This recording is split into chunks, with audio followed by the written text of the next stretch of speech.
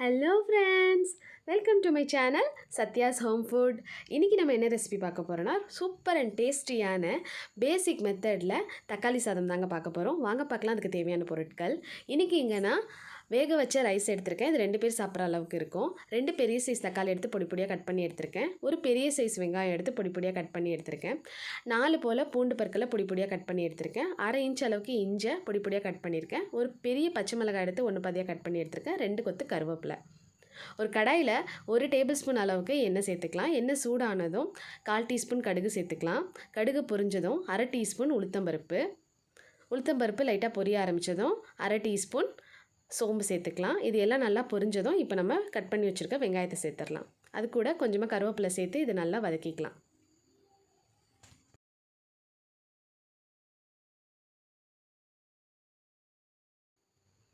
இப்போது வெங்காயம் பாதி போல் வதங்கினதும் நம்ம அது கூட பச்சை மிளகாய், நம்ம கட் பண்ணி வச்சுருக்க இஞ்சி, பூண்டு எல்லாத்தையும் சேர்த்துடலாம். சேர்த்துட்டு இதையும் நல்லா நம்ம வதக்கி விட்டுடலாம். இது எல்லாமே நல்லா வதங்கணும்.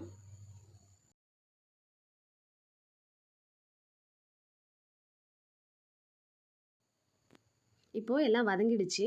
இப்போ நம்ம தக்காளி சேர்த்துடலாம். தக்காளி சேர்த்துட்டு இதையும் நல்லா நம்ம வதக்கி விட்டுடலாம். தக்காளி நல்லா மசியணும், நல்லா வெந்து குழையணும். அப்போ தான் தக்காளி சாதத்துக்கு டேஸ்ட்டாக இருக்கும்.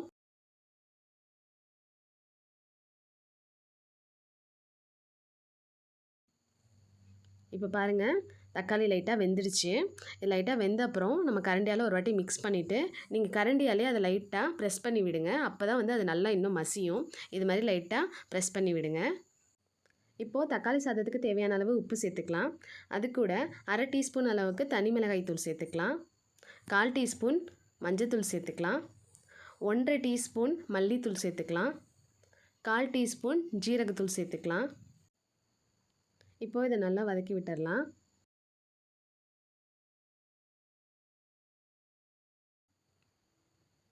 இப்போது இது கூட 1 டேபிள் ஸ்பூன் அளவுக்கு தண்ணி சேர்த்துக்கலாம்.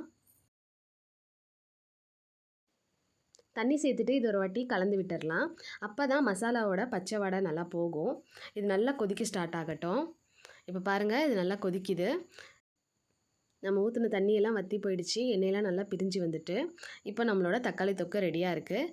இதில் இப்போ நம்ம ரைஸை சேர்த்துடலாம். சேர்த்துட்டு இதை நல்லா நம்ம கலந்து விட்டுடலாம்.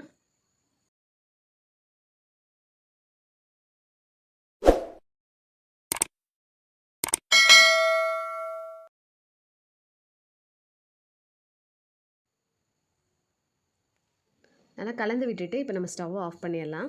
அவ்வளோதான், ரொம்ப சூப்பர் அண்ட் டேஸ்டியான பேசிக் மெத்தடில் நம்ம தக்காளி சாதம் ரெடி. இது லஞ்ச் பாக்ஸுக்கு ரொம்ப பர்ஃபெக்டாக இருக்கும். இது கூட வத்தல் வடகம் வச்சு சாப்பிட்டிங்கன்னா டேஸ்ட்டாக இருக்கும். கண்டிப்பாக ட்ரை பண்ணி பாருங்கள், உங்களுக்கும் பிடிக்கும். தேங்க்யூ ஃபார் வாட்சிங்.